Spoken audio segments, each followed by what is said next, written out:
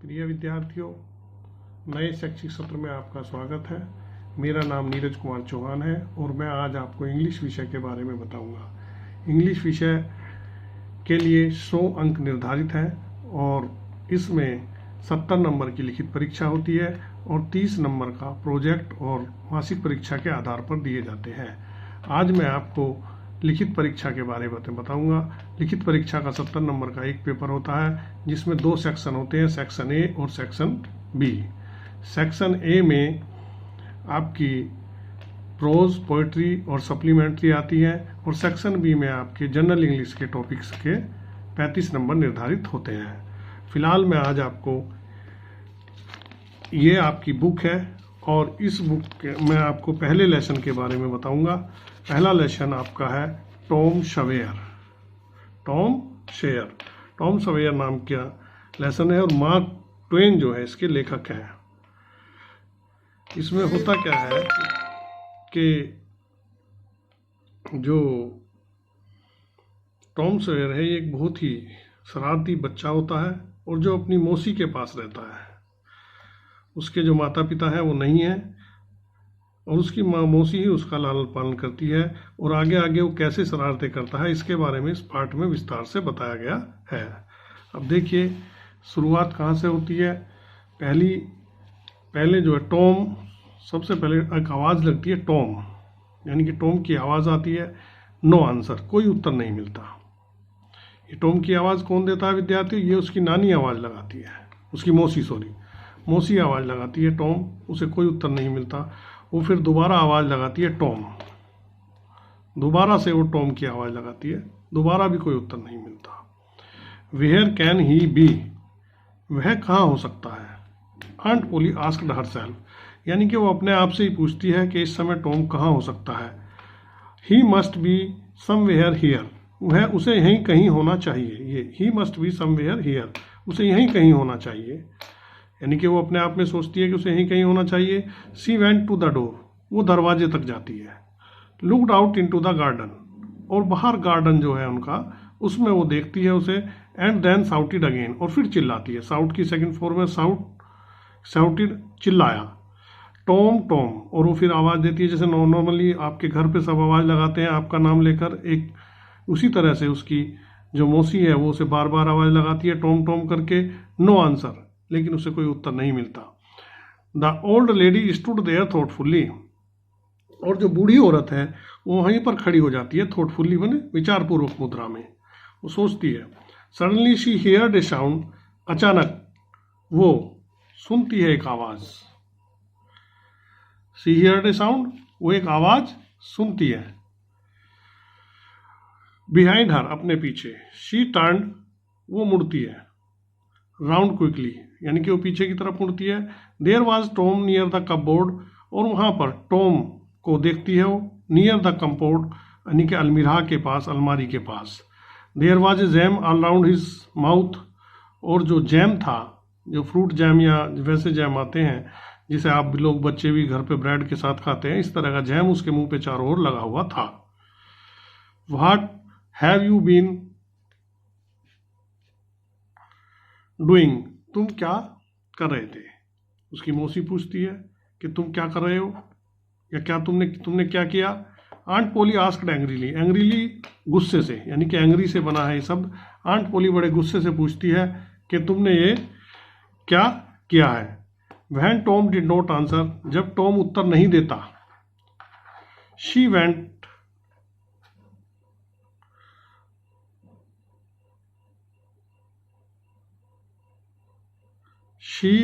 On, वो कहती रहती है। You have been stealing the jam again, तुमने दोबारा जैम चुराया है, यानी कि वो पहले भी जैम चुरा चुका है और उसकी आदत है कि जैम चुराने की, तो वो पहले भी जैम चुरा चुका है। और आंट पोली उसे कहती है कि तुमने जैम चुराया है, इसका मतलब। Don't tell me that you have not, अब मुझे ये मत कहना कि मैंने नहीं चुराया है। हैव नॉट यू, क्या तुमने नहीं चुराया है? आई टोल्ड यू, मैंने तुम्हें बताया है, बहुत कई बार बताया, 100 टाइम्स, 100 बार बताया। To keep away from that cupboard, कि तुम इस अलमारी से दूर रहो। वेयर इज माई स्टिक, मेरी छड़ी कहाँ है? आंट पोली टूक हर स्टिक, आंट पोली अपनी छड़ी लेती है। एंड रेज्ड इट हाई, और इसे ऊपर उठाती है। She was about to strike Tom hard, वो टॉम को मारने ही वाली थी। बड़े जोर से। Look behind you aunty, look behind you aunty, aunty पीछे देखो, यानी कि वो कहता है कि मौसी जी आप पीछे देखो। आंटी साउटेड टॉम, नहीं sorry, she was about to start, look behind you aunty, aunty shouted Tom, Tom चिल्लाता है। Aunt Polly looked behind her, aunt Polly उसके पीछे की तरफ, अपने पीछे की तरफ देखती है, यानी कि वो अपने ही पीछे की तरफ देखती है जब वो कहता है दिस वाज टॉम्स चांस, और ये टॉम को एक मौका मिल जाता है, यानी कि वो आंटी को बुद्धू बनाता है, और जिस मौके की तलाश में था कि वो किसी तरह आंटी को जो है बुद्धू बना के भाग जाए, वो वहाँ से उसके लिए वो उसे अवसर मिल जाता है। ही rushed out of the house, वो घर से बाहर चला जाता है। She climbed over the fence, वो दीवार पर चढ़ता है। सून ही वाज फार अवे, और जल्दी ही वो दीवार से चढ़ करके बहुत दूर चला जाता है।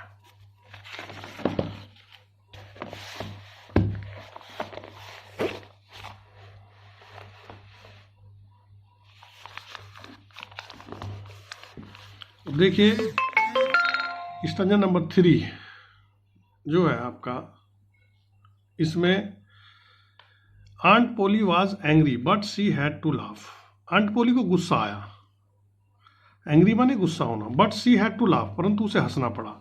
ही इज ए बैड बॉय, वो एक गंदा लड़का है। शी सैड टू हरसेल्फ, वो अपने आप से कहती है, वहाँ कोई है नहीं, वो अपने आप से कहती है, अपने मन में सोचती है कि ये गंदा लड़का है।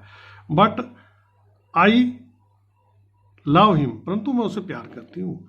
He is my poor dad sisters boy, यानी कि वो मेरी जो सिस्टर थी, जो मर गई, जो एक्सपायर हो गई, जो इस दुनिया में नहीं है, उसका बेटा है। And I must look after him, और मुझे उसकी देखभाल करनी चाहिए।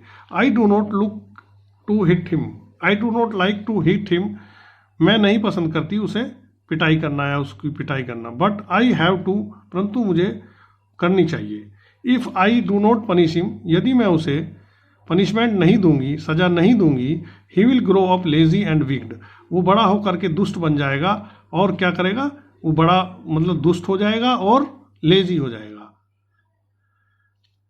आई मस्ट बी स्ट्रिक्ट, मुझे स्ट्रिक्ट होना चाहिए, यानी कि सख्ती से पेश आना चाहिए उसके साथ। Aunt Polly sighed, aunt Polly ने साइड का मतलब होता साई, मतलब गहरी सांस ली।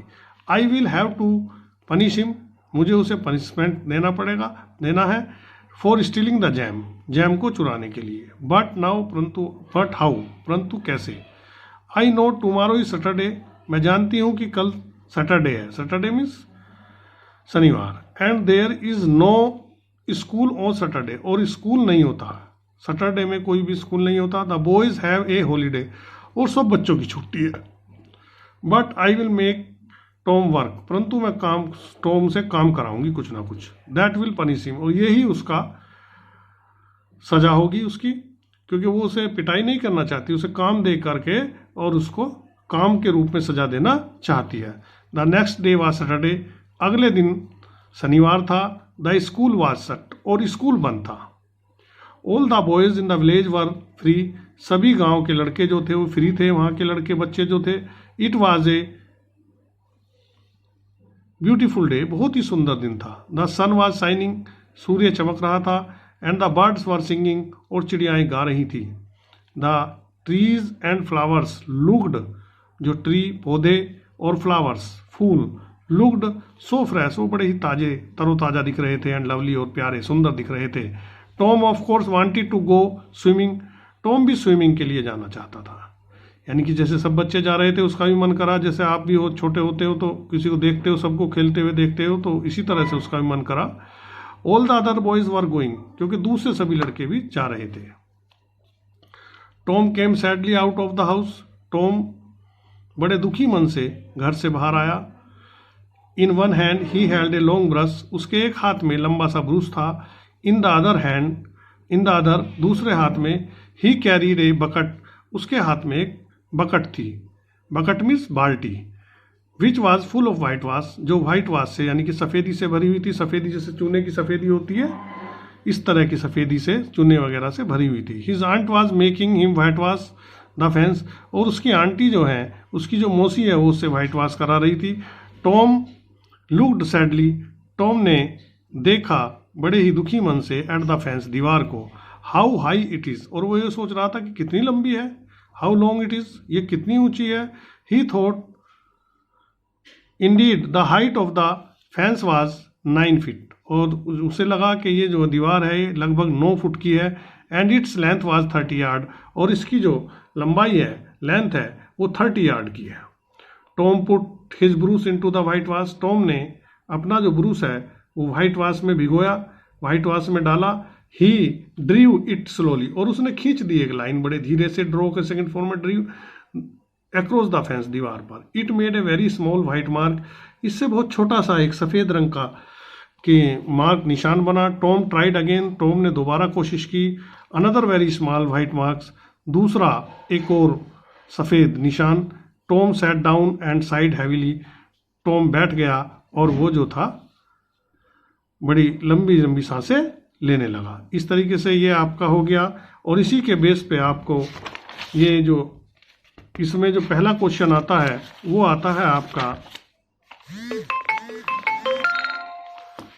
कॉम्प्रीहेंशन। तो पहला जो क्वेश्चन आपका है आपका वो आता है, एक पैसेज दे दी जाती है आपको, और उस पैसेज पे आधारित दो नंबर के 2 सवाल होते हैं। पहले आपको उस सवाल को पढ़ना है, उन दोनों सवालों को, और उसके बाद उनके उत्तर उसी पैराग्राफ में से देना। जैसे यहाँ पे लिखा हुआ द ओल्ड लेडी और टॉम हार्ड, तो जो ओल्ड लेडी और टॉम हार्ड है आपका पिछले वाले जहाँ से हमने पढ़ा है उसमें मैं आपको बता देना चाहता हूँ। ये old lady, the old lady ये यहाँ से शुरू हुआ है, यहाँ से, और टॉम हार्ड यहाँ तक आपको